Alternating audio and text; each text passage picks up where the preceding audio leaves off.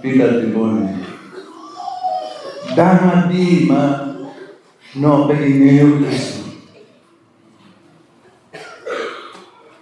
Kami arong baca ni labong Father Peter Tibone ang pepati. Arata kirikan ikipu. Ikarmana pino. Imua kamani ma polun unupe ni maka piara-piara riada. Piara-piara riada anyono ngom kan kipu. Apoio levatori kan. Akuan levatori kan. Giwira levatori kan. Bishop Asili. Kacel ki para Lemito Paul, Kilier para Andrew Subuga. Donc abino kapuel ma pimich ma pada tibuni obedo chalu mich bordano ma Paul ma pekwane pe barak kan endo tim abino kapuel ma PNN la Kisa. Donc bene wamero punya che pare kitma ecclesia punya quelle che lo bene. Cengce be kugaro wawinyo charlok mo ma Adam padano petuero wachone. Won malakisa penonge won natin kita ma wawinyo sabit mo ka penonge wilo penonge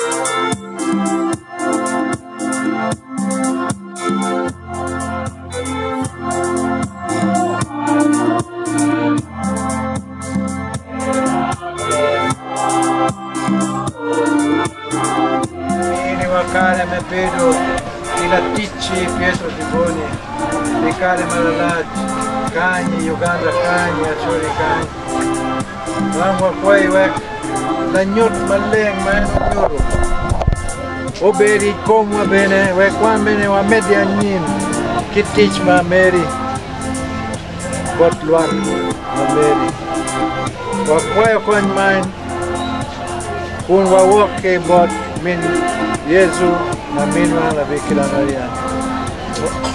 Morembe Maria. E poche grazie, ruoce quelli come che il mondo, che Gesù vuole come gun.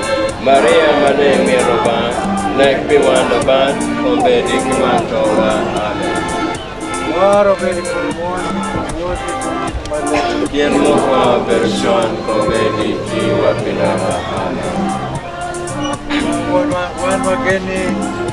E Pietro Tieboli, e Polo, colleghi, Wek, Coach Malabednako, Obed Bore, Dok Onyak Kwa Enani, Kwedwa Mapudwa Tengon, Coach Malabednaka Miki Endwal. Kita mapachumari akian. Uyo Ekikuj. Amen.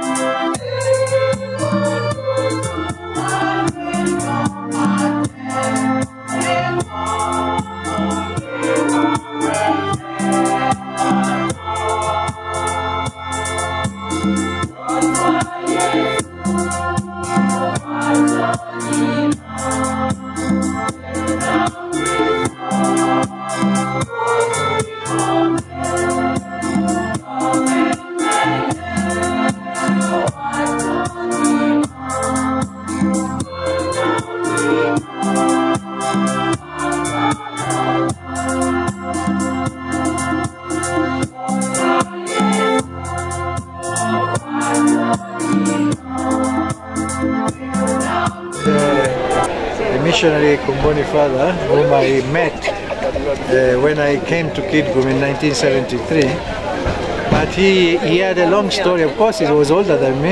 Yeah, I was a very young man. He was about 50, me, I was about 20, 25. And he had been a missionary. His vocation began even in his childhood. He had always told us, you know, very full of joy for responding the call of God. But then, as he joined the Kumboni, he was sent to Sudan. But in Sudan, he stayed for some few years, and then all the Kumboni mission were expelled. So he went back to Italy, and then the new appointment was here in Uganda. And when he arrived here in Kitgum, he was given the job of starting the new parish in the town, because they were all in the mission. And he desired very much. He was a great thinker. He was a philosopher. He was a theologian. He has always been teaching in the seminaries. So he said, we have taught our seminarians so many things, but we have not taught them the real thing, that is the life in communion, because the church is communion of people. So even the priest must bring people together in communion and make them experience that Jesus is there. So that's why he wanted to start. He started a seminary here called Kitgum Pastoral Seminary and Kitgum Pastoral Community, because he said everyone has a vocation: the priests, the married people, the consecrated people. And so I joined this seminary in order to become. So Father, again, he was expelled in 1975. He was expelled, and he went back to Italy. And so practically all my studies here in Kitgum were without him, but with Bishop Franzelli, who was the one who took over from his leadership in the seminary. So after that, he stayed in Italy for about 5 years, but again he was sent back to Uganda. From 1980 until he died, he was here in Uganda, and especially, as Father was saying, teaching theology in the major seminary at Gaba. And of course, his heart was here in Kitgum, because it is here in Kitgum that he understood more deeply his vocation when he encountered Father Tiboni and some of the followers of the Communion Liberation Movement. And from there, his missionary life again exploded once again with new energy and new joy. Dharma Maru Kis. What be one take kind? Yene ma pia dear we are deck ma Father Poppy Guno take kind. Yene Father the middle gay, Father Peter Loom gay. I don't know they hate it good boys. That here. So ma pia dear we are when ma do pastor Jackson. Na 10 ma mega firstborn na Robert Mara. Ma come don pere. E ngene ku ta ko school me do pastor. No muni mu ge tiga poni ge kan muni ma wa ti tan. So ngene Father Tiboni, ina ga tia ma ge pere ni. Man Father Tiboni ge tia. Be dal ma again ma mar da. Bi no ma tia ndel go market pa. Go be lu ki ga, go be lu ma dano, go ma ti gi be ma be. Kagero ma ko ket Father Tiboni. Amira yela mo be te. Be mar dan malu tu ubera konyo ten kwan chara nene machung eno chola machara ready Gaba St. John the Baptist PTC konyo dan mo pol ber ki yung chingan be yo bulu ten mo ber de chinar mo ber pare dong atle ko un ten mo ta biona te ten ko me ber la kija ke ber ten ma ki be ma muol ma mar dano e maro konyo le wor gino mo matiti de ma unity kere kon kere kita par berga konyo ke wano te na Africa. Father Tibono be dana ma kirati dana ma maro dana ma lo kada dok dana ma tigi ye tak par ko Cristo ma en wajane Cristo tie kedwa chawa tuju ko ma me donc meno mer wan ma chalo lo tin ne mir wan wo ye ni wan lo ba ko re kare duchu bet ka kwayo en ko kenoti mo kisa no en tiket ba pienen marwa dan mo to pe wa jar ko ne pelaro ko fada ti bone o ti matek ne ni CCL udo Uganda ke Uganda ke ken CCL fada ti bono konyo wa ko yar ke Rwanda ke Burundi ke Kenya ke wilo mo ken bana fada ti bone o maru ti kemoka en machal se sedo tamo pedano bero ka konyo to pero bero ka konyo do tuo ma caro dujo o mio konyo carmen fonyo e seminario e mamma malo o fonyo pa de Paul ma kumbe de wa a dogi meti pa fada de bone wa ko pa de mano fonyo te ka konyo wa talo pa de Alfonso Popi Martina Rotella Walega Father Christopher Matiparis Mamegwa kede wala dir Mamegwa ma ko lo yegula diocese Archbishop Mamegwa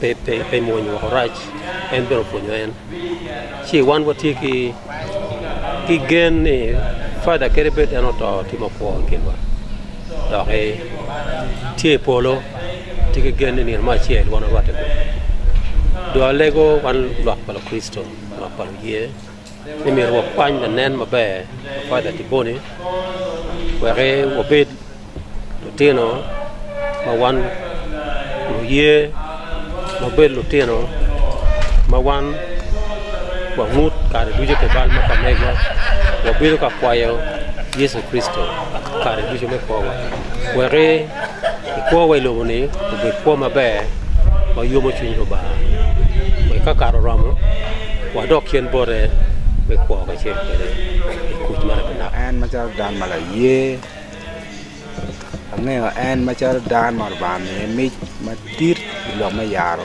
ke par ba ai ngeo an ma jar dan mala kicha dan mala ma dok dan ma maro romine dok dia ko ne duju yaro ke pa Kristo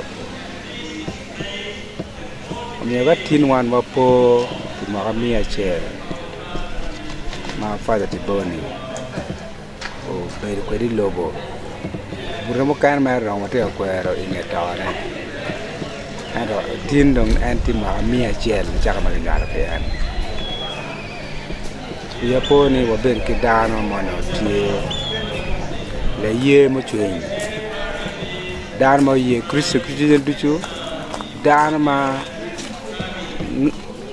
neo Kristo Kristo duchu da ko berkati bi Kristo di ko na kolo me chere mi rafo Aplan TV me wa an me bergedu luong anni mi ga odru fema kelo ana ngi Father Tiboni ima ali ba shel ke mi bu ngwen e Pierre Borwa bi shel e kair ma ajela timatek ilo wa me Uganda ki ya chuli ngi Father Tiboni kair rene bene kair ma a joini kere dun mak doni Kristo ye me wa ko ma CCL Christ Communion and Liberation e kair ma an na du yel an ma tere ki kwanya an ki gam wa ki palaber ki kelo an kit gum ma duino mer ma an me chwale lum ñu me nera ma Father Tiboni bu ñu lok man ki Kampala Father Tiboni biir kit gum Father Tiboni biir mentana mirna ma chal daano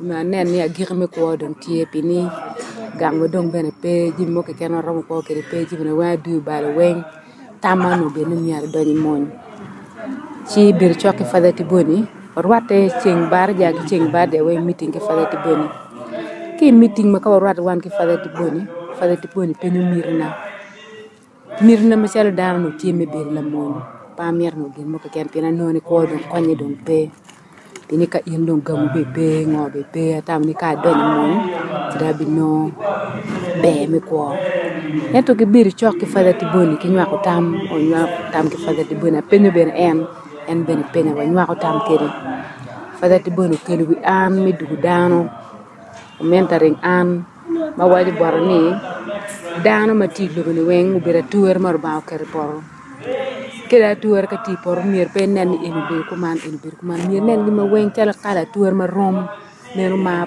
marba maro kere ki kom jim ma duty mara kom an ñu gangwa fadati boni mi na kero we win fadati boni cher to the extent me we are employing an doxala ti oriya kom ma an ti oriya fadati boni sabir ki sabir ñen weng bion kabana tiye ñu wax ke tam cham ken mi tijmana tiyu en mi tiyu tijmana cha ci ci wala nutrition unit ka gwaxlu ter ma tiki malnutrition yobo borgi cham nen ni ko ko ben ma yor foñu lu ñëru gi nen gën mara bir ka timne koñ fa fadati boni ñuru an bor lu rem mu kene yunu ni fadati boni mana ngi ki kom fadal foncho popi foncho ko introduce ngar bo fadati boni introduce ngar bo doctors ki lu rem mu kene mo no ti wakki ci ki koñ pa fadati boni ni o miyo ana doxo daano ma akoy Kristo ngeni ki Kristo dim weng twere fadati boni po ger kenyu kar mana bira tiyor yar kar malaj daano ma tiki kwidi HIV AIDS ano do tiki AIDS bere no tie ti da mo ma kriemo ke gangi or ya bero di chaji mi sergan ci ana ner ma chala dani daano par ba po mir chero to ngir jo ci agamu mi yuni agwa or yare mi go enu to gena ci ma fadal fujo waja on biya fo fadati bonni am da tikila reme polo bini wa yego mi go enu ni peti ngar no ci wa gwa para biyo na encounter yinu extending ki fadati bon o bo mi go keti wa meeting point berotie kidong an man yang meeting point a wero ti oriat biyo na ci meeting point ma chalo ngan ma cer ka ñu tam ki daan ki ngan an ben en ki go xam yene ben no to HIV yo eto fa da po wew an ma cer ngan ma dum ti HIV bir ciokere dum ma kar mi kayr wen biinu o wor kere o cer ki lim daan mu tika koy kirito jonyo o mi ko bor gi hotel Sacramento mi wi ma leng mi holy communion meno gin ma fa da kwa ni kayr ni ke kampala biinu bir ki bum ma ka eno o meeting point nierwa awan kere wa cerka lim to ki mego ketgi ka kachil ci man ena ye gin ma ko pa fadati bonu gudu kona fadati boni en ma pin ru ma no pin ru cha par chel mi ru pin fadati boni no twalo lok pa Kristo bod jumati CCL weng including am lok egini ka kwano a winyi no ne a chao ni ma nyen penien mala wo ki dong mera chaw neno dan ki neno ma nyen ki ma en ben neno dan ki neno ma nyen ki neno mena en ko pa fadati bir ko fa fadati bonu gudu ko mi go ketti pa na mi ketti no tela puñ keto wa puñ keto biir cha mi ko war me ber ki dan mo tika ko ki kudito jani ko mi naka pa na way tone mena en ki ma fadati boni ko ne gudu dul pa wan dan ma pol ma papa ma wati ki gum ni wati Uganda ni Africa mer fois ba pe fadati boni comme ma en toni putika tiutis ma dir ma dong loy mo no fot en ko kayr ma en ko ñu lu chan ko juma piñu loy gi ko ñu du tu ko ñu ngan mo ke ken ma mer tam ki bor be fada ma pe gwa ko ki gir mo ke ken fada mar chay oti bu gar mo dong fada roy ko ne fada twal bon ngat ma en ngeni no ke neexo mero en ko ba fadati boni ki kon fadati ko pa fadati boni ni gina ana kwañu gin mo ka ken mara tikere mier ana mi bon ngat no peke bini pe mega an ma cala daan gina pe mat ngat mo no mier an menike mier ku bon ngat mo ken kin ma wal Kristo mo ken ben mier wa ko kere pe wa bir selfish ni jim ma tikere mier be wan et wa koñ ci joma malu chan talu man kayr e mo tika do Easter o leglu Kristo mo papa gin ma ini tikere ma titiri mi bon ngat mo pe kere ñu wali ecclesia non ken mi twalne eterne borjuma kuni wabi kwer maka mi chel mo donki kayr me neno wo paketi ki buk ma ki choy kom fadati boni mo be birti a lego den luak me bini wel ma pol wel na mama duwo ini mier wa ligu en ben we kitmenti kerni udon borwa particular mo pole for. Yes, thank you so much. My name is Fiona Aquero. I work for Meeting Point as the program coordinator. I am happy and very glad that we are preparing for the a celebration for the memory of our late father, Tibone Peter, and Mama Katie. That is scheduled to be on the 25th of May. What is now on is that we are having meetings every Friday at Meeting Point office at 2 p.m. All is welcome. I am very, very grateful to the Christians, the business community, politicians, and everybody. I urged everyone that let us come together and organize for this wonderful mass that is going to happen in May 25th. This thing is going to bring people from outside Kitgum, within Kitgum. We are expecting many priests around. We are expecting even the Muslim community. We are expecting the Protestants, because what these two great people did, Father Tibone and Mama Katie, it was for humanity, and it is through them that Meeting Point came on board. And you know what Meeting Point is doing is escalating. It's giving HIV services all this long. So we expect that on that very day we are going to have about 3,000 people. So it is going to be a very big event, very unique. I am kindly requesting everybody, let us come on Friday at 2 p.m. in Meeting Point office so that we prepare for that day. Thank you so much.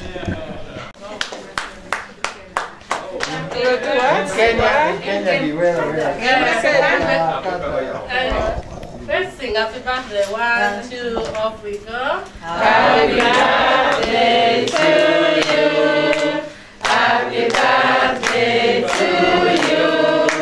Happy birthday, dear Father. Happy birthday to you.